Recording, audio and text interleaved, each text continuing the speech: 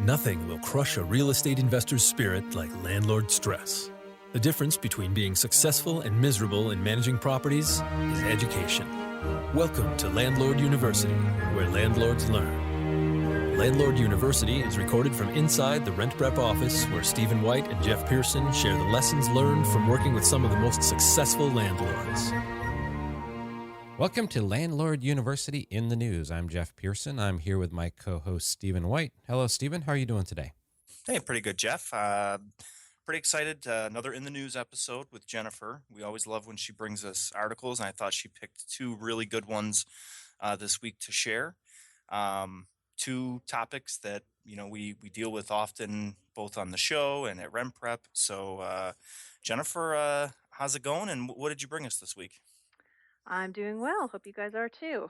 This first article comes from Pennsylvania. The city of Shamokin. The city council is considering a proposal that will adopt an ordinance that bans landlords from renting out their properties to anybody who's convicted of felony drug charges. I guess from the article it says that several nearby cities have already adopted similar laws. And the gist of it is this ban would hold anyone convicted of manufacturing, distributing, or possessing a controlled substance. They would not be able to rent a property within the city limits.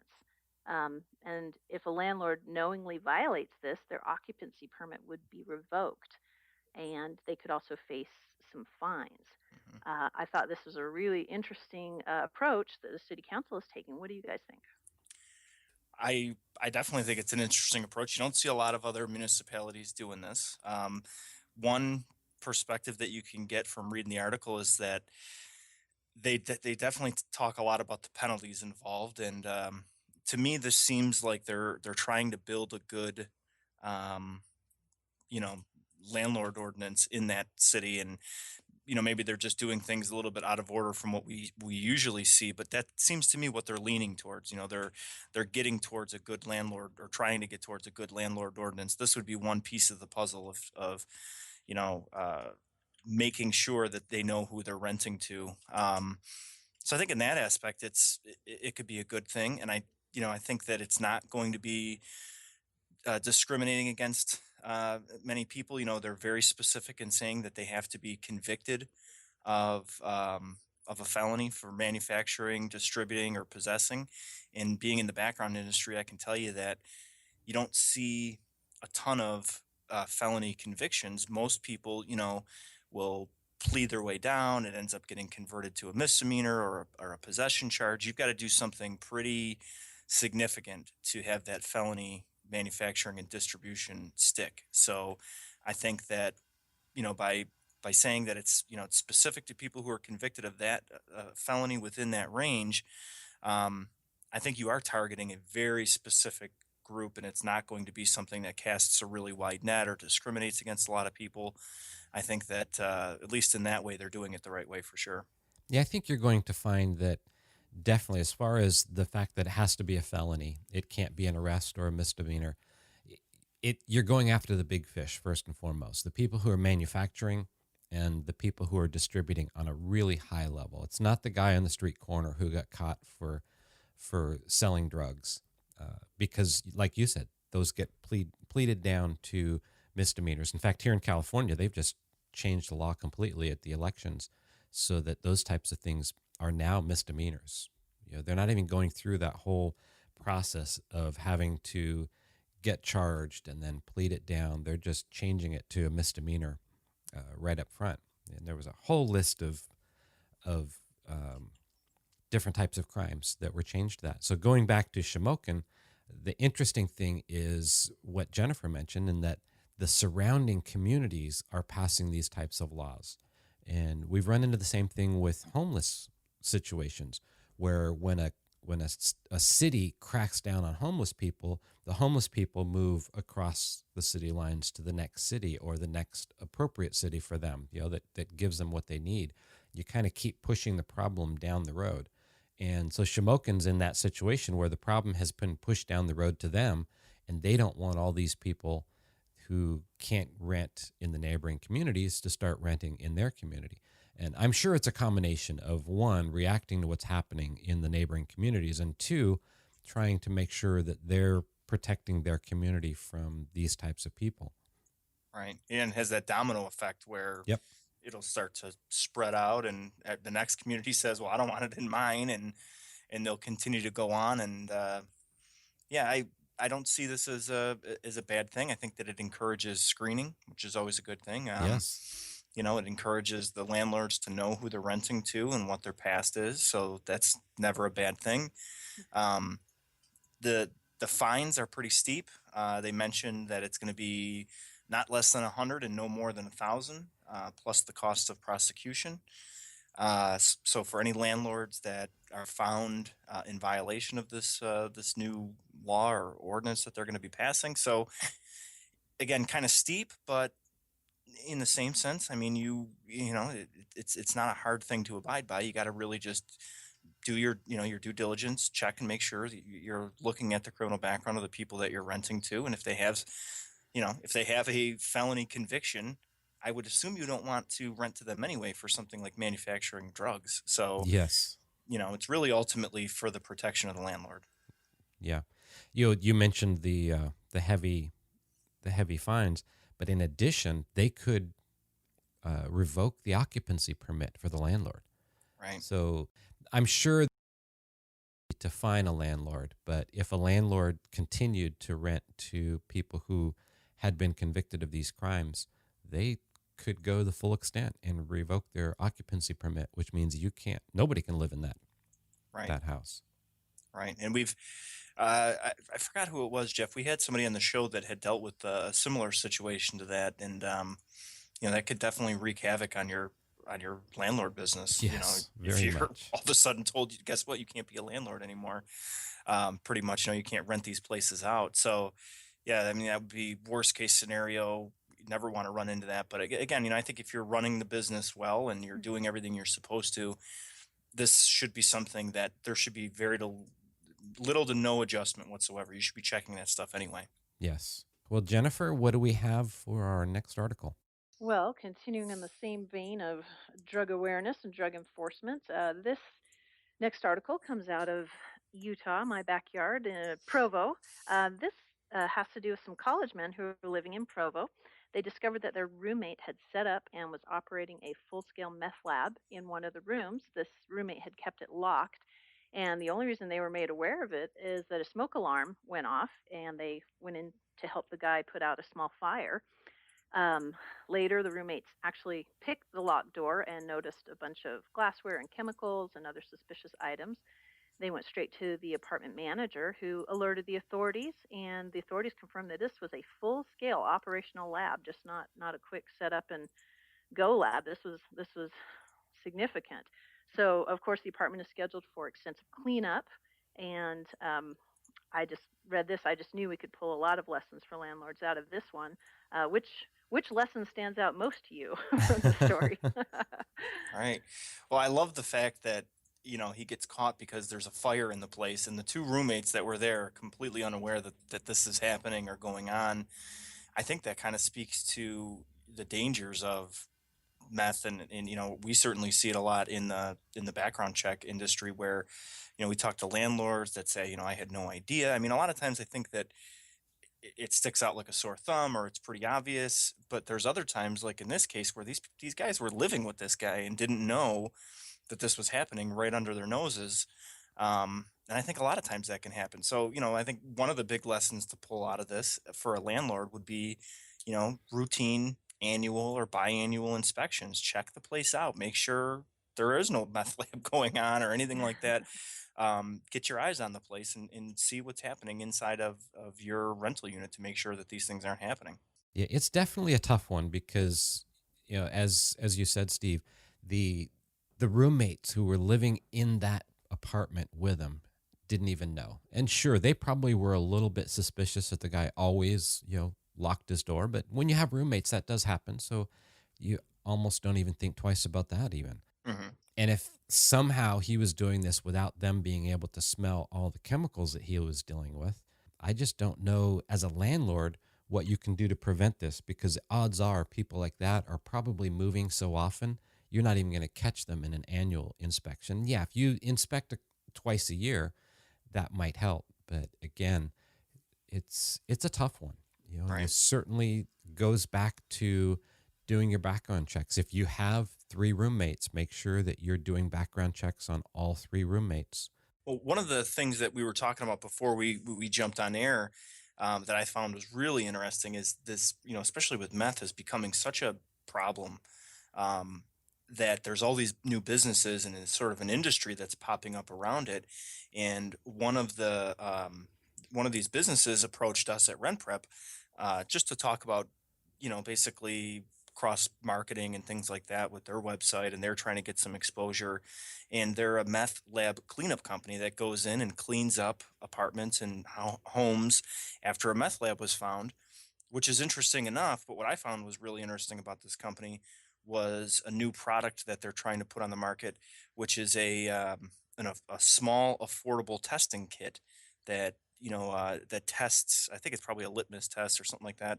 Um, but you test basically the residue on walls and things like that to test for different chemicals that would be used in a meth lab. And so, I think that sooner than later, landlords will have, as long as this meth epidemic continues to boom, landlords will have tools in their pocket to be able to test some of this stuff on their own too. So that'll be interesting to see what happens there. It will. What we need to do is we need to create a new smoke detector type device that we can Yeah. market that will test for chemicals.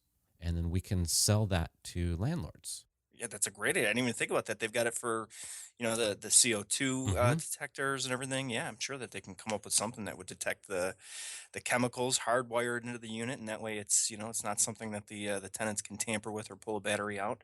Exactly. And yeah, that's pretty genius. I don't know if you should have said that on the air, Jeff. Now, the other thing that it made me think of as we were talking about this, and it's something I think that we need to talk about in a night school episode, is when you have a place where you're renting to college students and I'm renting to these 3 students, I've done background checks on these 3 students, and coming up with the processes for making sure that when one of those roommates moves out, how do they get a new roommate? So I think we need to talk about that in depth in the new or in the night school episode, because there are a lot of different pieces to that puzzle. I think of it kind of like a franchise business. When you're establishing what your criteria are for a new tenant or a new roommate, you can't be so restrictive that you can never get a new roommate, because these college kids, they need somebody to come in. They need them to come in quickly and help pay the rent. Otherwise, they're not going to make the rent payments. But at the same time, you as the landlord want them to be able to meet your criteria. So talking about those criteria and how you can facilitate getting a new roommate in without going below your expected standards. And I refer to a franchise business in that if you have a business and you want to sell it, you're a franchisee, the franchisor can't be so restrictive in who can buy that business that you have no value in your business and have no ability to sell it. And Right. there's a big similarity between those. And we will talk about that in an upcoming episode in night school.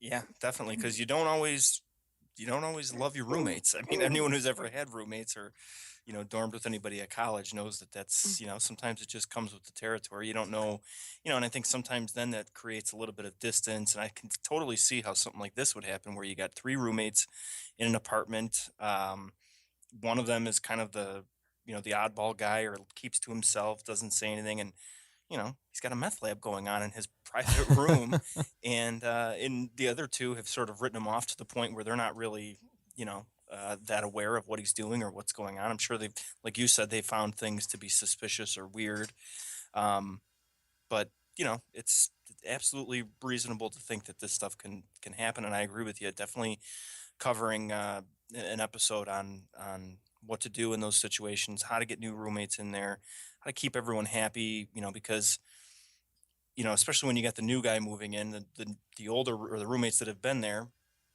I can almost guarantee 100% of the time are not going to agree with the new roommate 100%, unless it's somebody that they've handpicked to go in there. So you're right, there is a lot of dynamics in that situation for sure. Yes. And the other thing is, as a landlord, if you go into your unit and you find that somebody does have a meth lab, in that very off chance that you actually find that, at that point, you need to get out, get everyone out, and call the police. The chemicals that they're dealing with in these meth labs they're pretty strong chemicals. And even the police, they're going to come in, they're going to walk in and see that it's a meth lab, and they're going to get out. And then they're going to call in the people with the hazmat suits and all of that and clear all of that stuff out.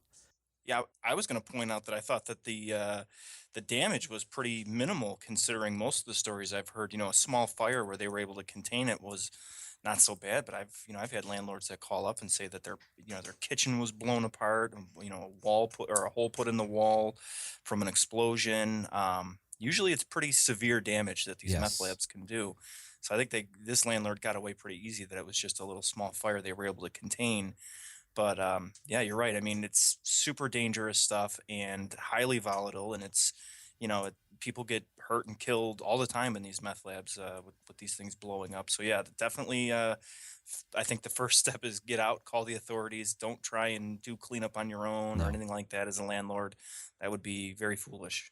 And once they've taken all of those chemicals out, then it would probably be in your best interest to call in a professional like that company that you were mentioning earlier and have somebody test that for you, Yeah. because you don't want to be renting something that is contaminated with a lot of terrible kind of chemicals. And unfortunately, it could mean that unit and maybe some others have to be taken down to the studs and completely remodeled inside. Yeah, we've heard of that. I know there was a story just recently out of Florida that dealt with that. Once it gets so bad that is the only option. You got to basically tear everything out that's been contaminated. So, and if you do a Google search for meth lab cleanup, you could see what a booming industry it's becoming. I mean, there's a lot of places out there that are doing it now, and even some of the bigger businesses that did a lot of like fire cleanup, fire damage cleanup, stuff like that. They're starting to move into the meth lab sector, so they're getting the tools and the certifications and whatever else they need to be able to handle that as well. So it's trending, and I don't think it's going anywhere soon, unfortunately. Mm-hmm. So it's one of those things landlords have to be definitely more and more aware of, and I don't think that I don't think this article mentions what type of town or neighborhood it was in, but I don't think this is something that's really limited to what you would consider the bad parts of town. I think it's an epidemic that's happening everywhere. So, This because was right next to Brigham Young University, which is the reputation of, the worst yeah, party school in the country. So, yeah, Right. all right, so it can even happen in the shadow of Brigham Young University. right, One thing I did want to point out too, just what you were saying, Steve, is that landlords need to know the steps, not only just who to call, but what exactly is required for cleanup. A lot of municipalities are starting to pass laws, and even states, that in order to qualify to rent again, uh, often needs to be a certain certification or a certain clean process that you can't just look in the phone book and go, hey, you look good. hmm There actually needs to be authentic certification that a location is clean before it can be rented again. So yeah. that does vary from city to city and state to state. So landlords should really understand the cleanup process, and what's legal, and when they're able to rent again.